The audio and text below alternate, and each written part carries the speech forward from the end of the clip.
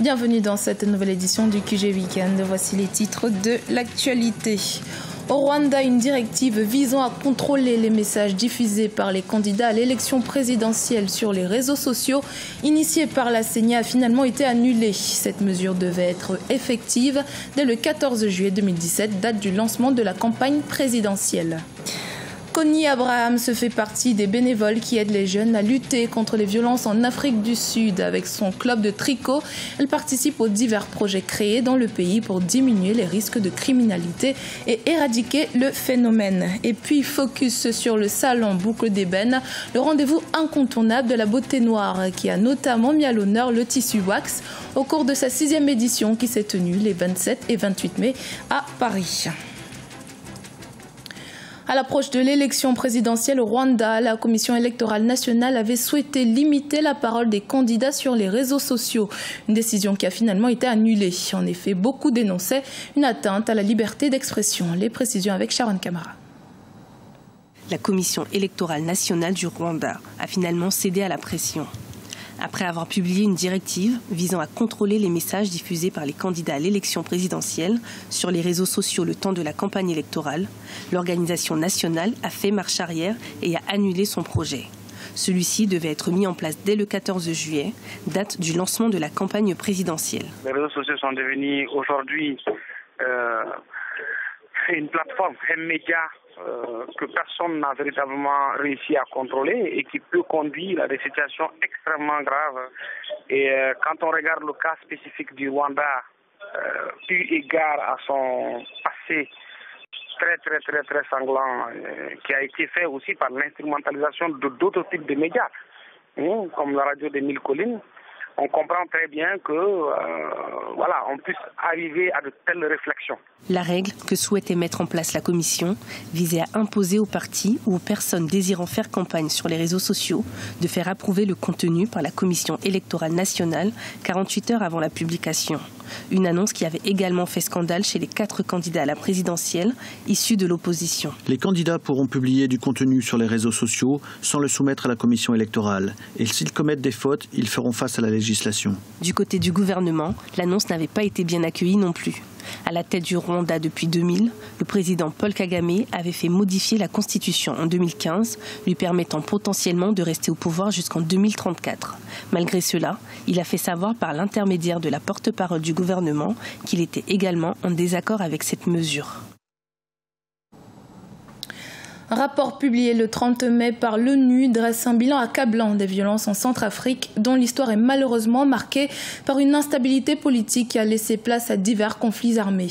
L'enquête des Nations Unies détaille 620 crimes commis par des militaires ou des groupes rebelles en Centrafrique entre 2003 et 2015. Les soldats tchadiens sont donc mis en cause dans de nombreuses exactions des civils. Et c'est dans ce cadre que nous recevons aujourd'hui le ministre de la Justice tchadien, M. Ahmad Mahamat Hassan. Bonjour. Monsieur Hassan, bonjour. Merci d'avoir accepté notre invitation. Oui. Alors, comment réagissez-vous à ce nouveau rapport publié par les Nations Unies ?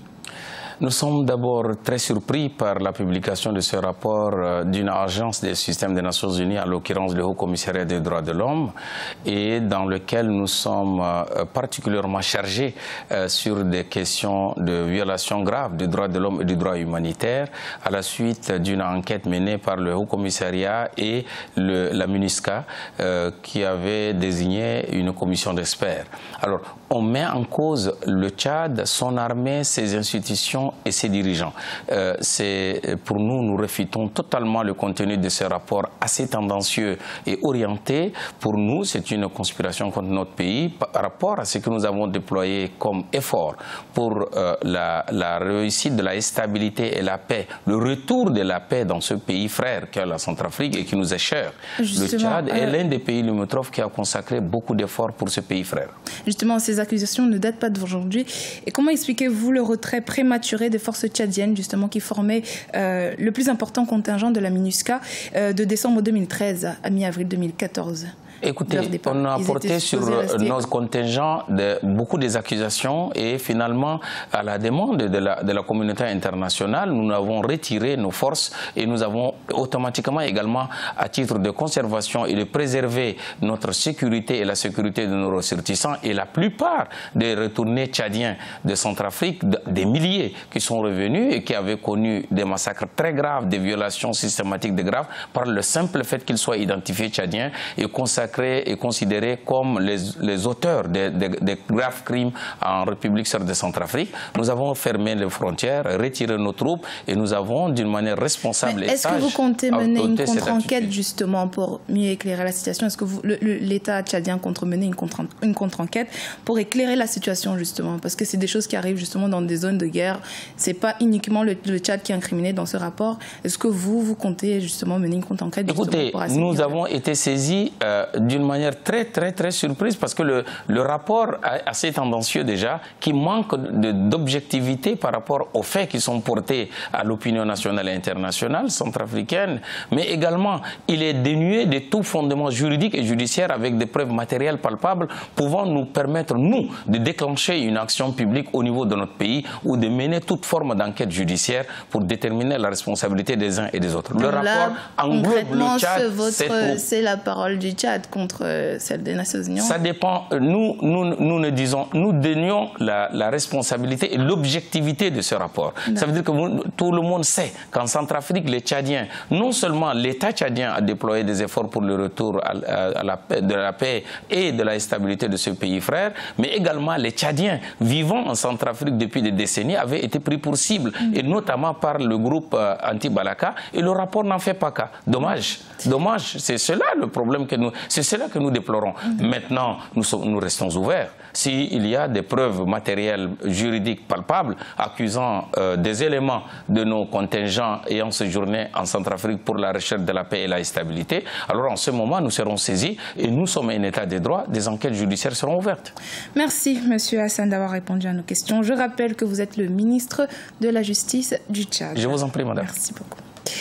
En Afrique du Sud, en raison de la hausse de la criminalité, des projets et programmes ont été mis en place pour diminuer les risques et éradiquer le phénomène. Grâce à son club de tricot, Connie Abraham se fait partie des bénévoles qui aident les jeunes à lutter contre les violences. Idelette Mirabel-Bisson.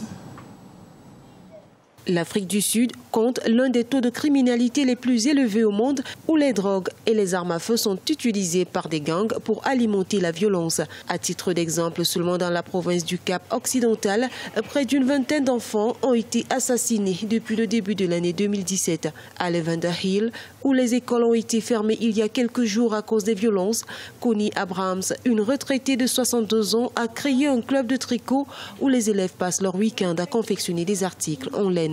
Son objectif est de les éloigner de la violence en leur montrant ce qu'ils peuvent apporter à la société.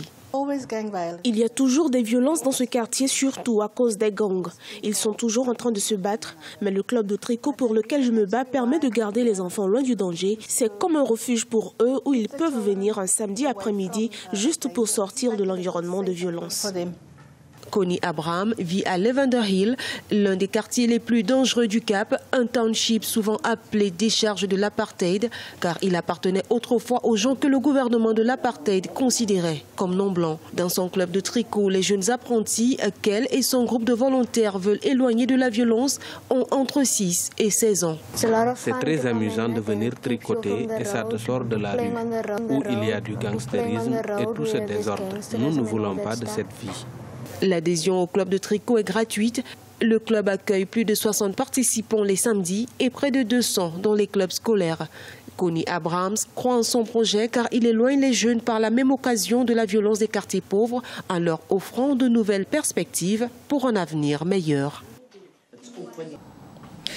À l'occasion de la 6e édition du Salon Boucle d'Ébène qui s'est tenu le week-end du 27 au 28 mai à Paris, près d'une trentaine d'exposants présents proposaient des articles et des créations en wax. Ces dernières années, ces tissus sont devenus de plus en plus à la mode. Un sujet réalisé par Hortense Assaga, Laura Emir et Sharon Camara. Mode, déco, accessoires, de toutes les matières, c'est le wax qu'elle préfère. Un tour dans les allées du 6e salon Boucle d'Ébène, qui s'est tenu à Paris, permet de constater l'engouement pour ce tissu en coton. Évidemment, le wax n'est pas africain. Mais cette importation des colons néerlandais est devenue africaine, à travers les femmes et les créateurs qui ont adopté ces motifs riches et colorés. À Boucle d'Ébène, en fait, nos 10 ans. Pour nous, c'est une grande histoire parce que Boucle d'Ébène, lorsqu'on a commencé à faire des salons, ça a été les premiers à nous accueillir. Chaque année, maintenant, on les suit, tous les 2 ans, on les suit. Pour moi, le salon Boucle d'Ébène représente le retour aux sources, quelque chose de très cohérent et un message fort et politique derrière. Et pour moi, ça allait de soi, moi qui essaie de promouvoir la culture africaine au travers de ma marque, ça allait de soi que je fasse partie de cet événement-là. Le wax, qui semblait tomber en désuétude, est de nouveau très à la mode. Sur le continent africain, en Europe ou en Amérique, et le business qui va avec se développe aussi. Pas un salon, pas un défilé, pas une foire, sans ses stands et ses créations dédiées aux désormais célèbres tissus. Le salon Boucle d'Ébène, c'est l'opportunité pour nous de rencontrer des clients, des anciennes clientes, des nouvelles du coup, de présenter du coup le concept Africrea qui réunit en fait en ligne tous les créateurs de mode, art et artisanat inspirés par l'Afrique. Je suis installée à Cotonou, précisément dans le quartier Saint-Jean. Et le salon Boucle d'Ébène me permet d'avoir une ouverture sur mes activités. Et j'ai essayé de faire le déplacement pour avoir une ouverture d'esprit. Et le public en redemande. Dans ce marché très concurrentiel, ce sont de nombreuses marques qui se sont créées. Des plateformes dédiées voient le jour pour toujours être à la pointe et relayer ce qui se fait de meilleur dans le monde du wax. L'innovation est aussi de mise dans la création, comme pour montrer que le wax peut s'adapter à différents usages et aussi être grand public. Pour moi, c'est un événement afro qui rassemble, qui met en lumière les créateurs de la communauté africaine. C'est rare qu'on trouve un événement où il y a vraiment toute la culture un peu afro rassemblée, de la mode aux produits de beauté, etc. Et donc c'était l'occasion ou jamais. On est toujours à l'affût de petits accessoires pour un peu enjoliver notre tenue. C'était l'occasion ou jamais. Et là, franchement, c'est un peu de la folie parce qu'il y a plein de couleurs qui m'interpellent et on ne sait pas trop où donner de la tête. Le wax trace donc sa route pour le plus grand bonheur de tous les amoureux de cette étoffe qui semble faire du bien. Ce journal a été réalisé par l'ensemble de la rédaction. Merci de l'avoir suivi. Dans un instant, une nouvelle édition de l'actualité sur Africa 24.